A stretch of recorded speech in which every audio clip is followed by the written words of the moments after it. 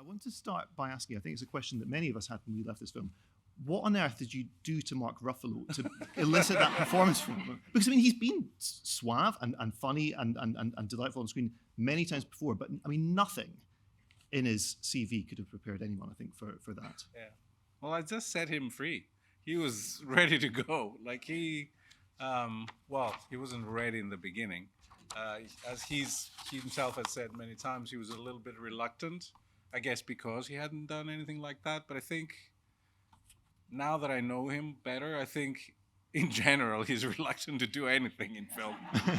He always thinks he's not good for it, and he'll mess it up or whatever. He starts out thinking this way, but then he gets excited, and he's obviously a brilliant actor, and so in the beginning, when I proposed the part to him, he was like, I don't know, like maybe you should think of someone else. But yeah, then he completely embraced it, and he kind of came in strong when we started rehearsing. We had like 2 or 3 weeks of rehearsal. He was the guy, like he was already there, and we had so much fun during rehearsals. It was incredible. Yeah, he's Mark. Yeah. Do you have any exercises that you do with your actors during rehearsals in order to get them into the right kind of headspace to give those performances? Yes. Have you read that somewhere? Yes. Well, I mean, it's not like I have specific ones. I just improvise every time that we, work on something. I just try to draw from the material and the scenes, and just be free to explore things. And it's mainly games, I'd say. Like come up with games for the actors to play, and get to know each other, feel more comfortable with each other, being fine to to just make a fool of themselves in front of their colleagues, and just make the process light and fun, and just understand that it's not, we shouldn't be taking things too seriously. I mean, we're making movies. It's just nothing should be extremely serious in what we do, at least in the process of making it. So yeah, we just play various games, and I think that helps. We never rehearse how the scenes are going to be.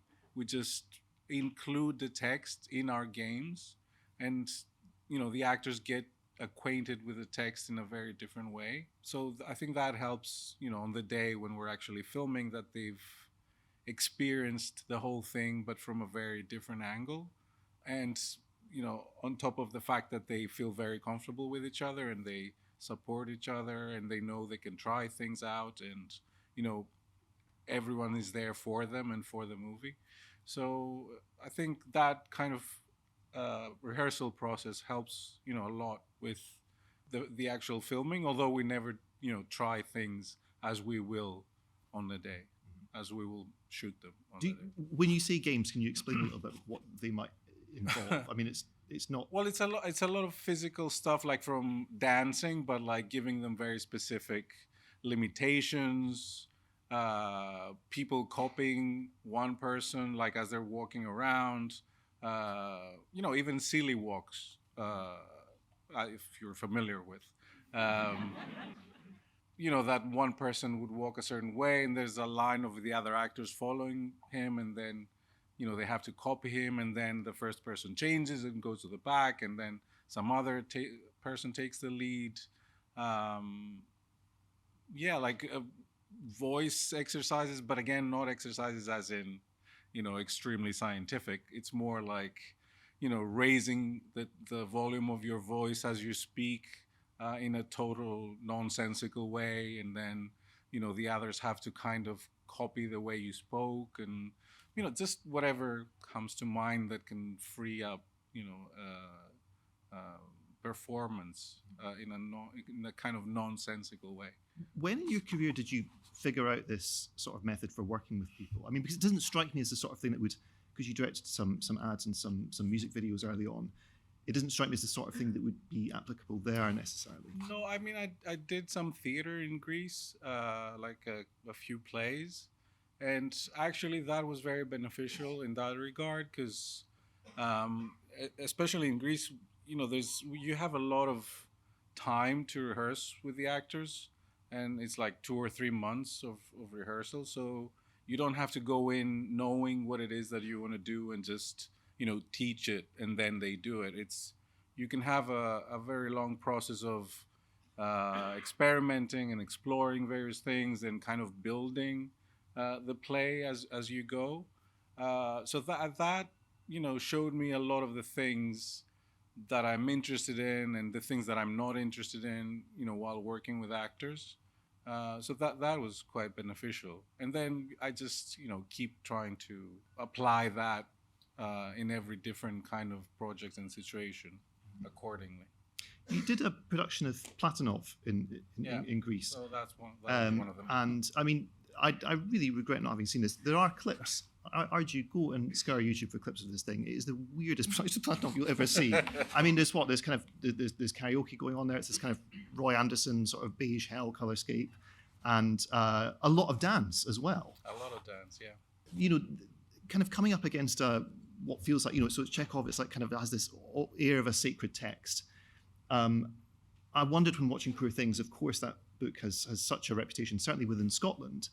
I'm in a way your kind of nightmare audience for this film because I read this book when I was a teenager and kind of made it my personality for the next few years. It was terrible, but I absolutely loved what you did with it. So when you come to something like that, how free do you feel to kind of dismantle and to piece back together and do you have any kind of way in which you can remind yourself, no, this is going to be my work now. I can pull this apart and rebuild it however I want. Yeah. I guess it might sound arrogant, but I don't worry about it so much because,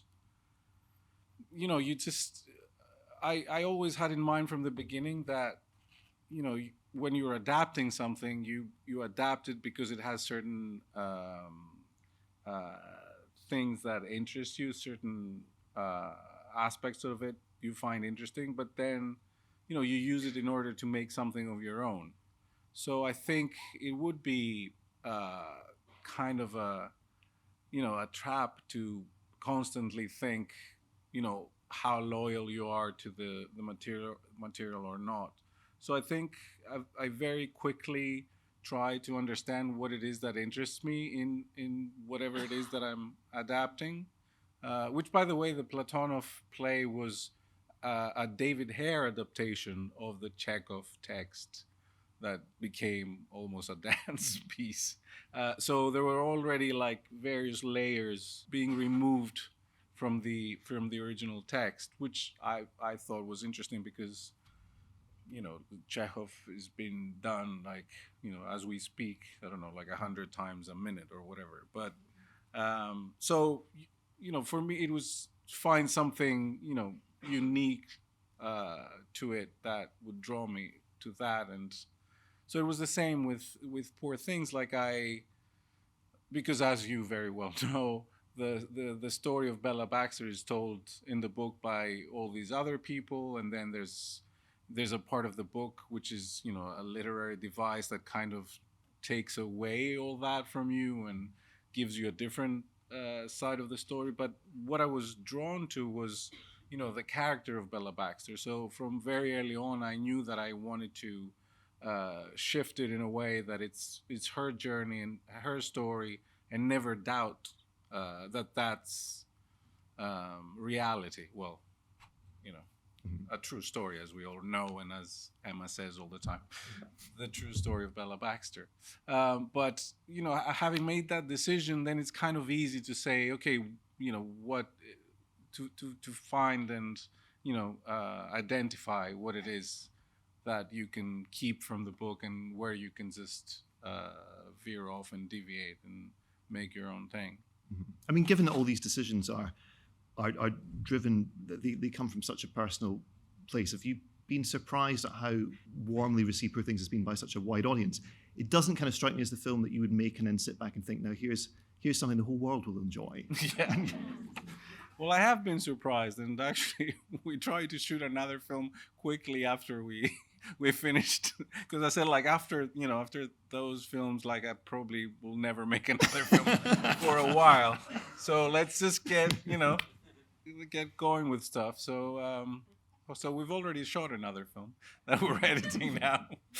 So I was surprised. But it's interesting because it's reached this point in its life cycle now where so I was speaking to Tony McNamara, who did the screenplay before Christmas, and he was at that stage still quite surprised. He was like, why haven't we been cancelled yet? Where's the backlash to this thing? And it's not that that's happened now, but there is certainly away from arts world commentary. There's people who've seen the film are weighing in now, pulling apart the politics of it. Now, this I'm sure has happened throughout your career. People have had different reads on your work than you have. Are you the type of filmmaker who thinks, no, you idiots, you don't understand what I was setting out to do, or do you embrace this sort of diversity of voices in the reaction?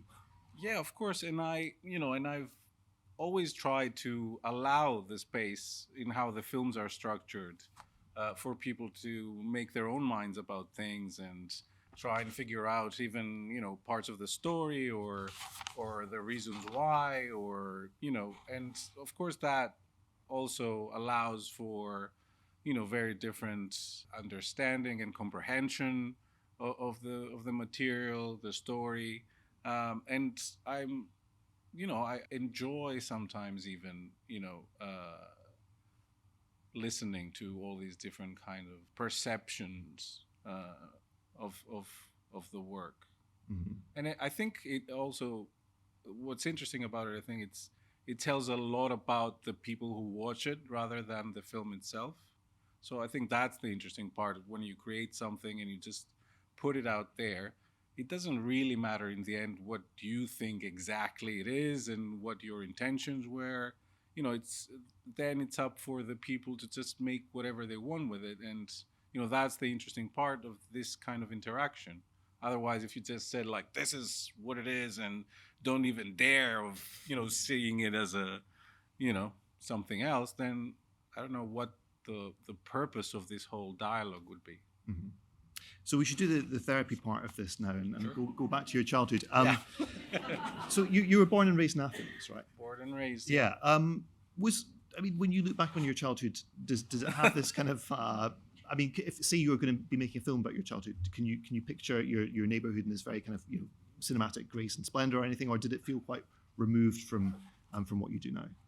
Well, it is quite removed also because growing up in Greece, especially back then, it's changed the last few years, but like growing up in Greece, it would be mental for someone to say, oh, I'm going to grow up and make films. Like there was no one making films in Greece. There was no industry. There was no way to fund things. There was no education even. So it's just like a crazy thing to say back then. Now it's changed, considerably the last few years. But so just from that, it was, I never imagined that I would be doing what I'm doing, and there would be these people like taking me seriously about what I'm talking about film. If you do. I suggest you don't. But yeah, it's just been a crazy kind of journey. Mm-hmm. Given that was you say a mental ambition. Yeah. What made you go to film school? Well, actually, yeah. In the beginning, I didn't go to film school thinking that I'm going to be making films. I went to film school thinking, at least I can make commercials and earn a living, and it's kind of related to what I like. And I'll never make films, and that's okay. But I'll survive, and I'll be, I'll learn, technical stuff, and it's just going to be something that's related somehow to filmmaking, and it it didn't happen for a while, like to make my first feature film. I did that after years of making commercials, and I was quite lucky to start directing commercials very young, so I became very proficient technically, and we reached a point where we realized that we don't really need much to make a film. being comfortable with the technical aspect of it. So that's how we decided to just go and make a film. Just 5 people, friends from from making commercials. We also were earning money, so we could even pay for some of the stuff, pay for film stock and food for the actors, and everything else was borrowed. And so you can just go and make a film, and that's how we started making those first films in Greece. I mean, all of my films in Greece, Kineta, Dogtooth, and Alps, they're all made that way.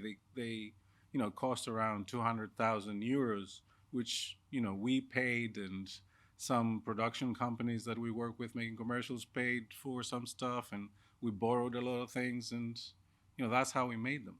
Mm-hmm.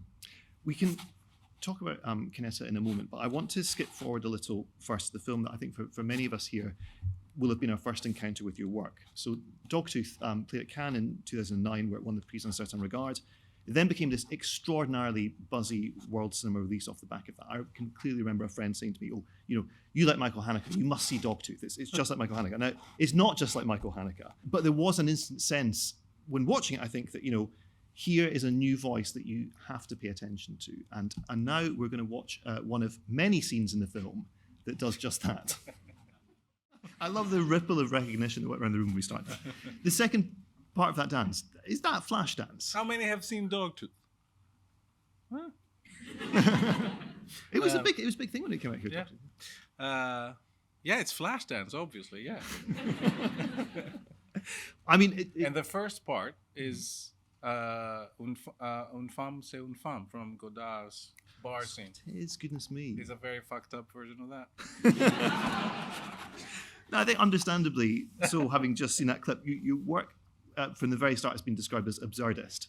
Now, how do you feel about that label? Is it something that you identify it with, and what do you kind of see the meaning of that term being? I mean, it's always not the most pleasant thing to just be boxed into one thing, and it's always like there's always a reaction to that. I guess there is some kind of absurdity in the films, but I think it's there. Well, I hope they're more complex than that, and so that's why always the reaction is like, okay, I mean, whatever, sure, it's a satire, it's absurdist, it's I don't know, it's whatever you like it to be. Mm-hmm.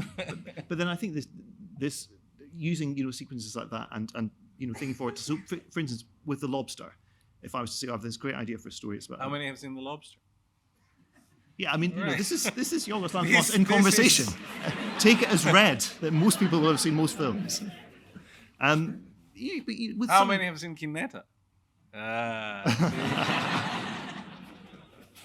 When you pitch an idea like, so here's a singleton who is he's got to find the love of his life within 30 days or he's going to be transformed into an animal. You don't necessarily think off the back of that I premise. understand. Just you saying that to me, I understand what Yeah. they mean.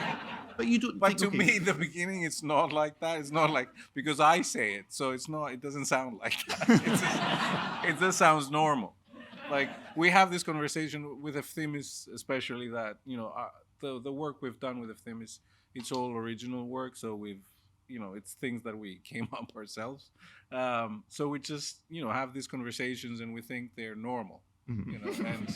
And they are in some way. Like they all saw it, so it's, aren't they normal people?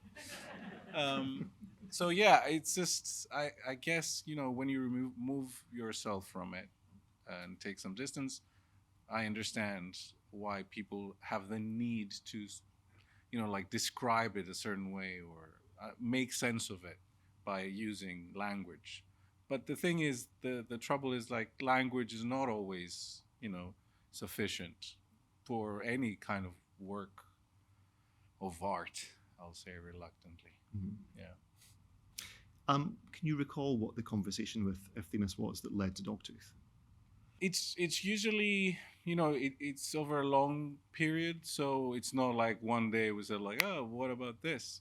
So we basically kind of build on each other's ideas. So I think we sometimes have like, we observe things, and at that point, I guess we were talking about, you know, being single and how people, behave towards you a certain way, and they see you a certain way if you're single. And I think we're just trying to come up with, some kind of premise that kind of showcased that. And yeah, I mean, I don't know how we got to that. But I want to track forward and backwards in time now to the two films that immediately preceded and followed Dogtooth. Because to me, they always felt like two sides of the same coin. So in Canetta, which was your directorial debut, it's about these three residents of a resort town who spend the off-season reenacting a serial killer's murders.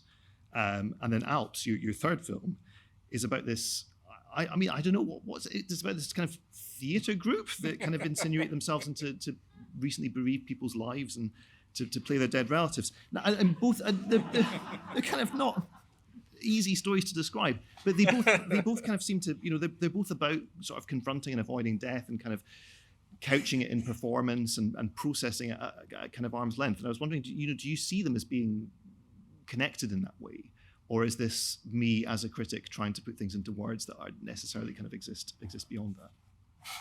no, I guess they are. I mean, we're the same people that made them, so there's that. But I think, we don't think about it while we're making stuff. But again, it's, the job of other people to make those kind of connections, and I'm happy to hear it. And sometimes I do realize, like, later down the line, the connection. Like, I was thinking, well, not recently, but because it's been a year that we've promoting Poor Things, but it's, I didn't think that Poor Things was so related to Dogtooth early on, but then, like by making that choice and making it her story, and I realized that the first part of it is kind of related to that, and then the rest of the film is like, the version of her being outside into the world. And I never really thought of that when I read the novel, like in 2012 or something, and I never, thought of these things. And then, people point it out, or, something makes me think about it. But we don't operate that way from the beginning, for sure. I'm curious, I mean, around the time that Alps came out, there was this sense that Greek How cinema... many have seen Alps? Didn't do so well here. Didn't do well anywhere. I mean, there was this sense when the film came out, though, that it was this part of, like, the Greek weird wave, right? That was the term. And it was really... for the love of God. Yeah, okay. So moving on to The Lobster. No, come on, say it. Okay, the Greek... Let's the Greek denounce it here, too. weird wave.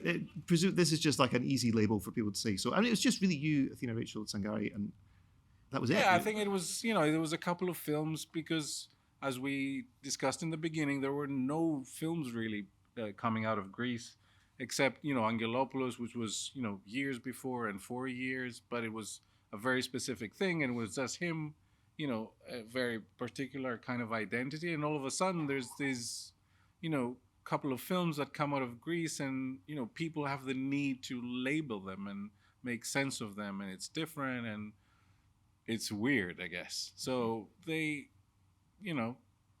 but then, they keep talking about it over decades, and I think the films that are coming out of Greece are so vastly different, and there's no artistic kind of agreement on a movement, or it just doesn't make sense to me that you'd be using that. It just feels a little lazy, if I might say so. So there you go with Greek weird wave. Okay. So let's, on that note, definitely move on to The Lobster. Did you call it that? I'm sorry. I bet I did. Don't Google it. I'm sure it. So I think nothing about those first three films could have possibly... I mean, The Lobster was the kind of the first big twist in your career, I think. And presumably, I mean, you mentioned earlier, there was a ceiling on what was possible in terms of filmmaking in Greece. So this move to the UK after Alps, was that specifically in order to to work on a bigger canvas and to be in a place where you could kind of grow your craft? yeah, I mean, it was to bigger canvas. Before it was nothing, and then we were able to pay people. That was the canvas. um, and but yes, I mean, we made those 3 films in Greece, and we made them the way we described before. It was just out of the love of making films and people just contributing, and so it reached a ceiling. It was like we wouldn't be able to choose like locations, for example. Like it had to be for free. Like it had to be a friend's house. It had to be like some guy we convinced to go to his hotel when there's no one there in the winter or whatever. So you couldn't make some creative choices. Like even costumes and clothing, we have to borrow stuff. We can't just buy things. It's so it was very limited in one way. It was very flexible in other ways, like creatively, like you could do whatever. There was no one telling you, oh, you can't do this way or whatever. So it was, and production was, mayhem. Like we could do whatever. So it was really creative on that side, but then practically it had a very specific limit. So I just decided that, because Dogtooth was shown outside of Greece and was kind of acclaimed and all that, and people saw it. I just decided that the only way to be able to get a budget and some kind of structure was to start making English language films. So yeah, that's when I made the move here, and then I ended up making it in Ireland because here wasn't as how should I say it? Yeah, People how weren't will that you say excited this? about it. So yeah, we figured out a very multi-party co-production with Element, who are the production company, Ed and Andrew, that I've been working with ever since. Mhm. So we figured out a European co-production, shot it in Ireland, and that's when we made our first English language films. And it actually came together only after we cast Colin Farrell and Rachel Weisz in the film, because otherwise, it couldn't get made. It took me like 5 years after I moved here to get the film made. Before we talk about the cast, let's see a clip of the film set in a beautiful Irish forest. We get a great sense of it in that sequence there, but this film has the most extraordinarily eclectic cast I think I've ever seen. There will never be another moment in cinema history where you have Léa Seydoux appearing opposite Keith from The Office. I mean, it's just completely extraordinary. But you mentioned Colin Farrell, and you found him at a really interesting point in his career, because I think his sort of first act heartthrob stage was coming to an end, and he'd done In Bruges, which sort of suggested there was more going on there. But I think it was only really through doing The Lobster and then Killing of a Sacred Deer, which we'll come to in a moment, that it seemed to kind of unlock this new side to him that we've sort of been enjoying ever since then. So tell us about meeting up with him in the first place, and really, I suppose, figuring out is this guy who's he's done Miami Vice with Michael Mann, he's a huge movie star. Is he going to fit with this? Will he be on the right level, kind of comedically and tonally? Well, I guess he was at a certain point in his career or life, whatever you want to call it, where he was looking to do different things. And yeah, I mean, In Bruges was, the thing that, made it clear that, he was great, and he had this comedic sense. But, in general, his presence, I thought that, was, very strong. And I guess the thing with casting with me is, like, first of all, I try to find people that I want to work with, no matter if they fit the character exactly.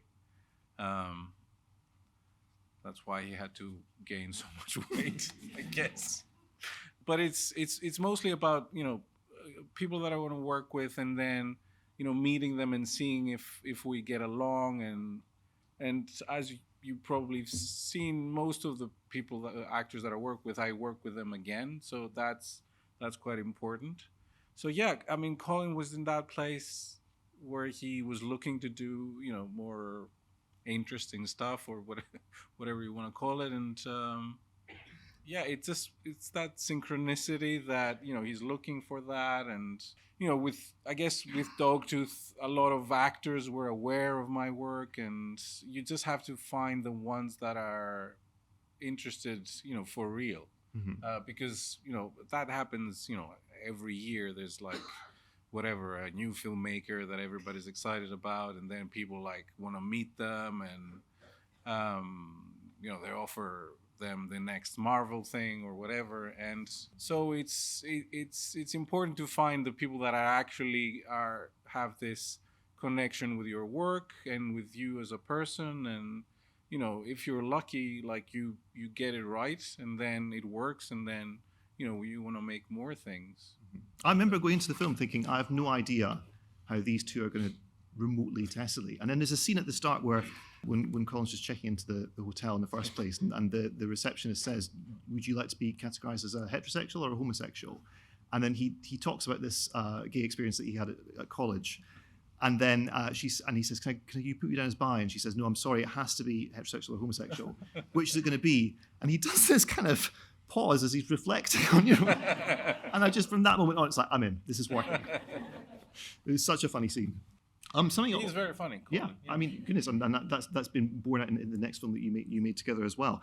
Something I wanted to ask as well, and this might be one of these connections that other people bring to your work rather than that was in it, is that the hotel in the Lobster shares something with, in another Alistair Gray book, Lanark, this place called the Institute, where people are turned into dragons and kind of jelly-like creatures and strange things. Was that at all a conscious source of inspiration for that film, or is that just one of these peculiar matches that happen somewhere out in the ether? Yeah, no, not at all, because the whole hotel thing, as I mentioned before, like we just came up with it with Lanthimos, and it was more about, when we had the idea of like they collect, all these single people and they take them somewhere.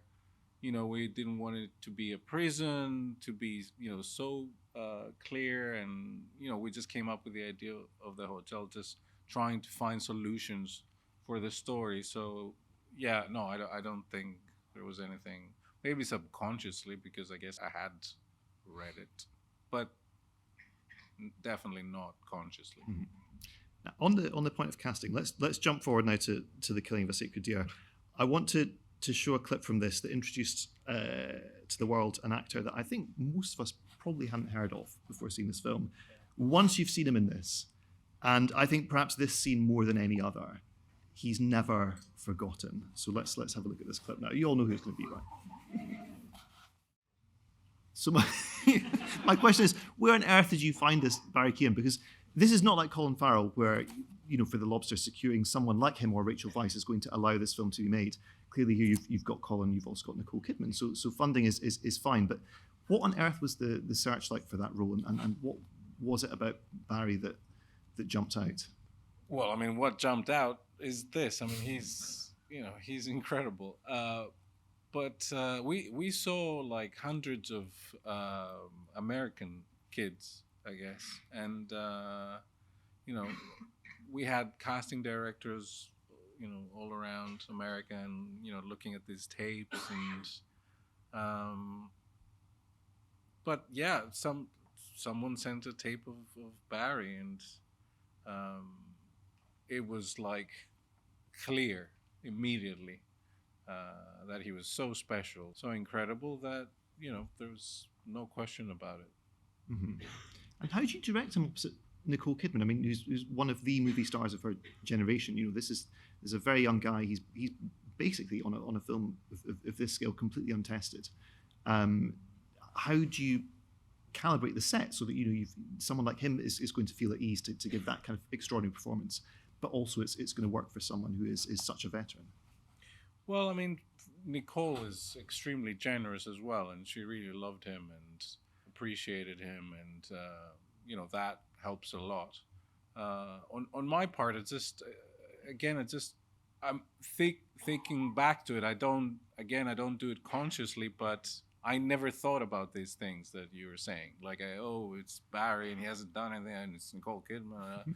It's just, there's so much to worry about on a film set that I was like, like you sit here and you sit there, and like that's what you do, and you just have to make it, like it's normal. It's what we have to do, and if the people care about the thing, then all the other stuff goes away. And Nicole is like that, and Barry was certainly like that, and you just have to behave like normally, and just concentrate on the important stuff.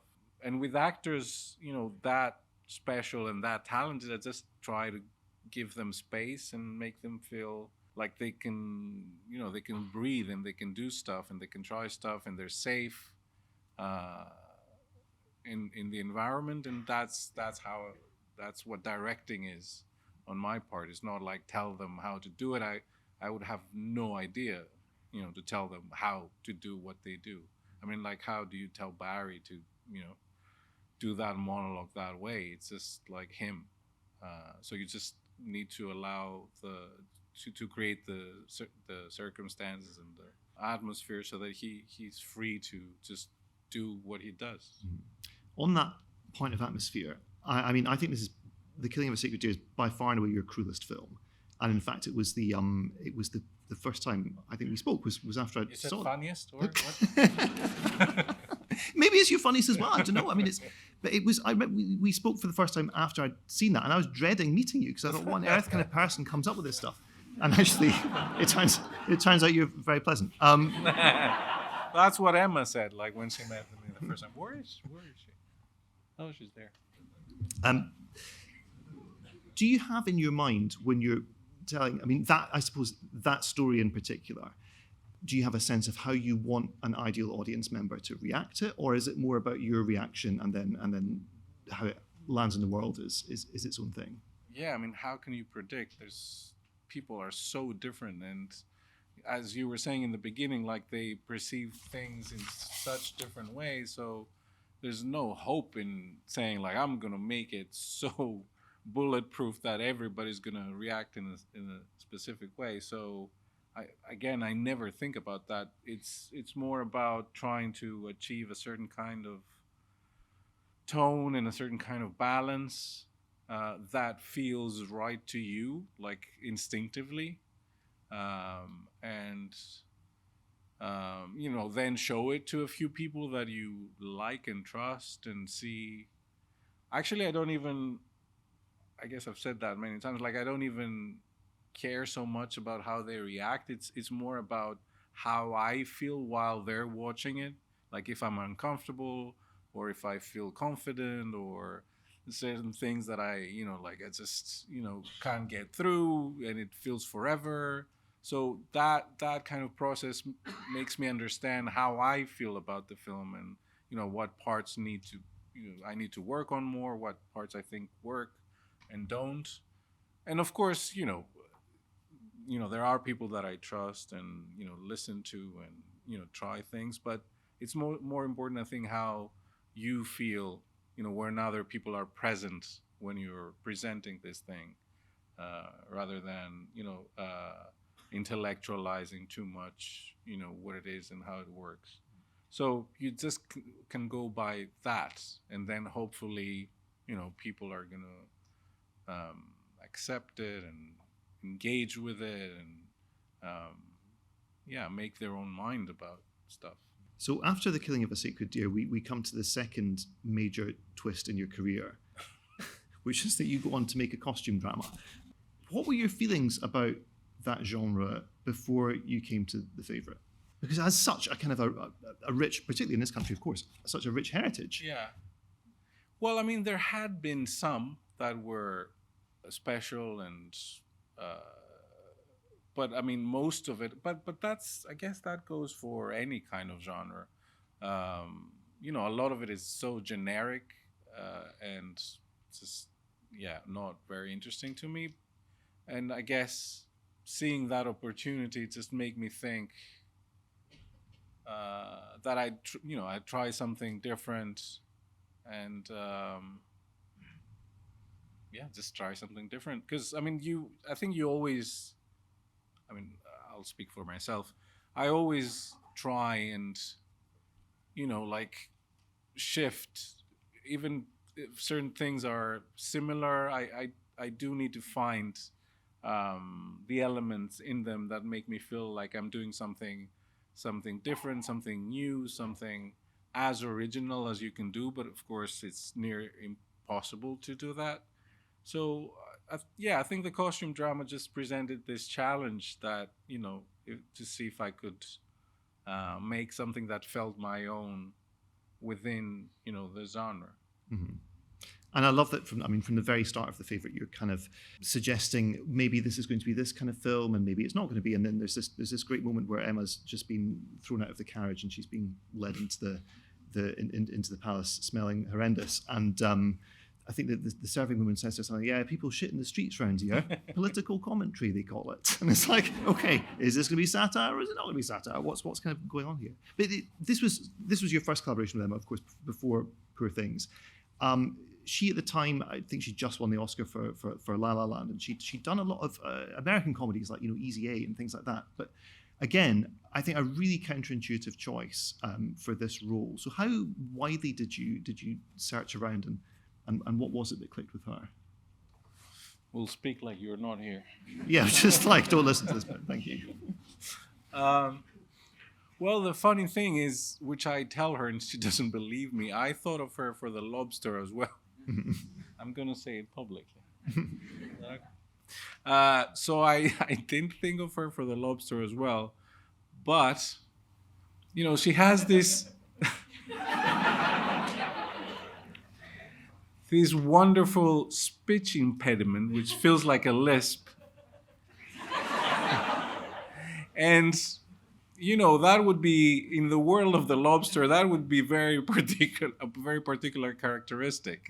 So she could be the lisping woman. I wanted her for another part. So I said, well, this is not going to work, so we'll just have to figure out something else. Anyway, so I was, thinking of her since then. I mean, I was right. And in fact, while you were making Favourite, you'd thought of her then for Bella Baxter, right? Because that was already sort of in the ether. Because we got to know each other really well, and even before making The Favourite, because we started discussing it like a couple of years before, and it took some time to get it made, so we became friends during that time. And then when we actually had the working experience, it just was obvious that we got along and we liked working together. And as soon as we finished, we weren't supposed to make necessarily Poor Things right after. There was a couple of things that I was developing, and so I just mentioned all of them to her in the sense that we like working together. There's these things that I'm doing. And she immediately, jumped on Poor Things as soon as he heard the story. And then it took another couple of years for her to even read the script, I think, of Poor Things. The rest is history.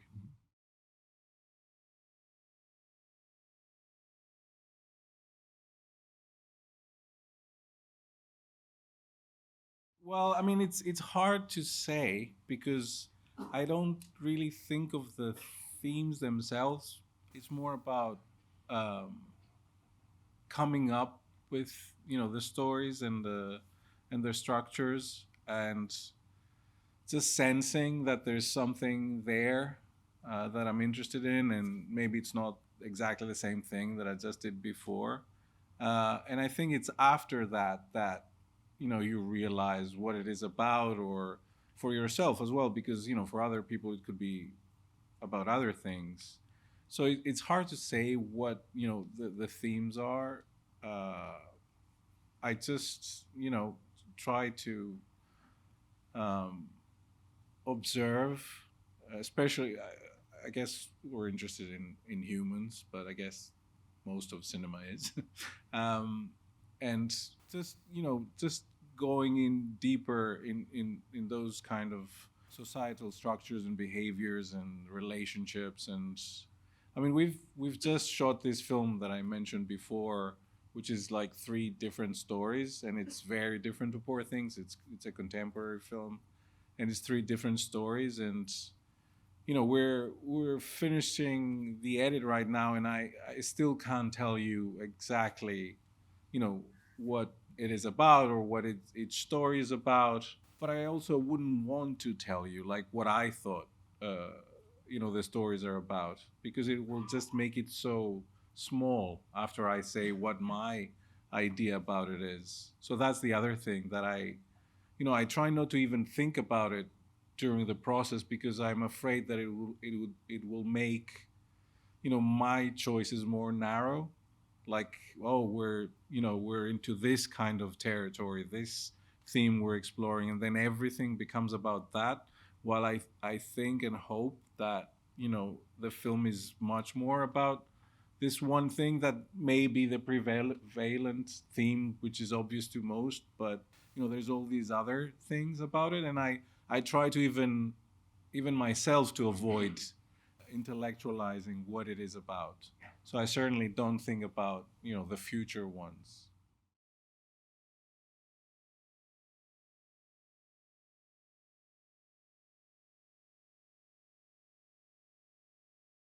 Well, I think there's the novel is just such a different kind of medium, and we felt that in order to kind of include that human behavior and all kinds of different aspects of it, we needed to devote some time to it. I guess the balance of things.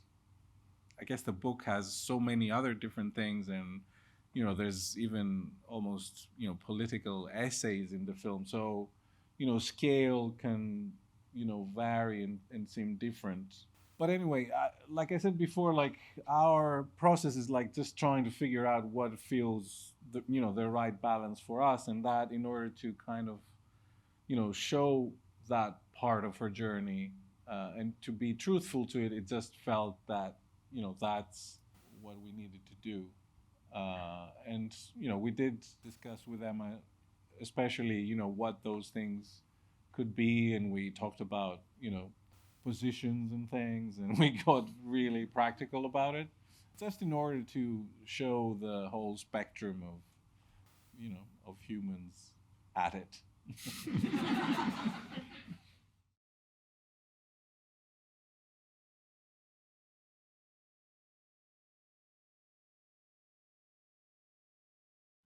That's a good question. They probably asked me that like 10 years ago. What did I answer? A horse? Oh no, wait, I remember now. Like some kind of a bird, like an eagle or something, because I love flying, and I see a lot of dreams that I'm flying. Yeah, that's what I used to answer. But now a horse for some reason. Maybe Okay. I could be like a hybrid, bringing it to Poor Things.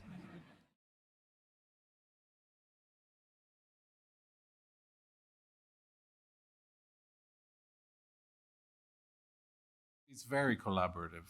My input starts from like trying to again like set them free and um, make them understand that there are no rules when we're coming up with stuff, and then slowly narrowing it down and honing in into what it is exactly that we want to make. And especially, I mean, Poor Things is a period piece, but we very deliberately try to not be too loyal to the period.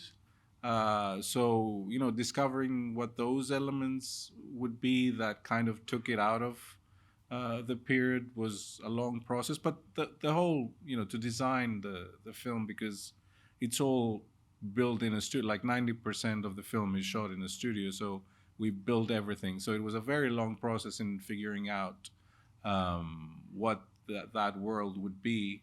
I just knew that I wanted it to be unique and a kind of a reflection of Bella's, view of the world and experience of the world.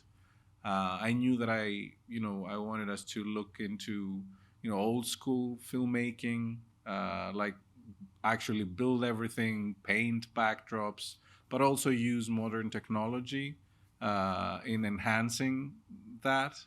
So it was, starting from that, and then there's all these, wonderfully talented people like Shona and James, the production designers, and Holly, the costume designer as well, and Robbie, the DP, that we kind of, over a period of time, look at references.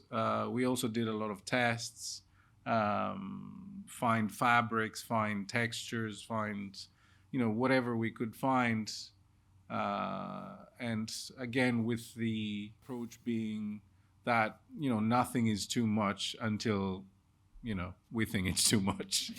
But we would just branch out and just look at things and try things and figure it out.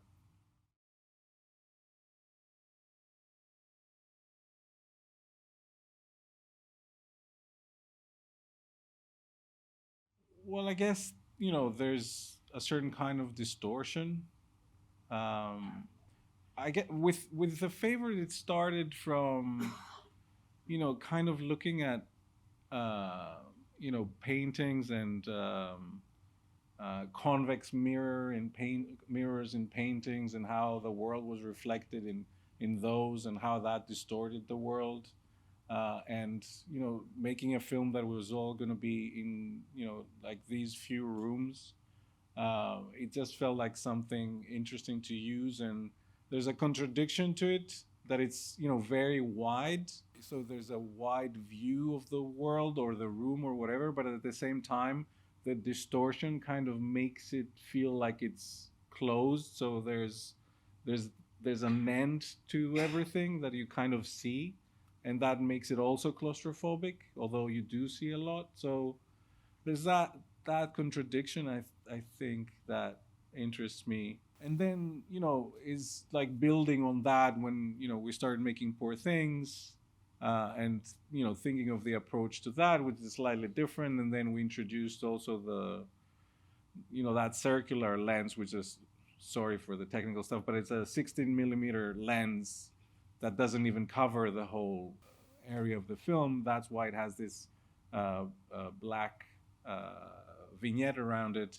It's again the same thing, and going into more extremes, and just distorting reality and enhancing the world that we're building, and many other things that it's hard to again articulate, I guess, because it's a visual thing, and it's how you respond to it, and how you put it next to other things, and how that changes it. So yeah, things like that. That is unfortunately all we've got time for this evening. Thank you all so much for coming. Yorgos Lanthimos, thank you.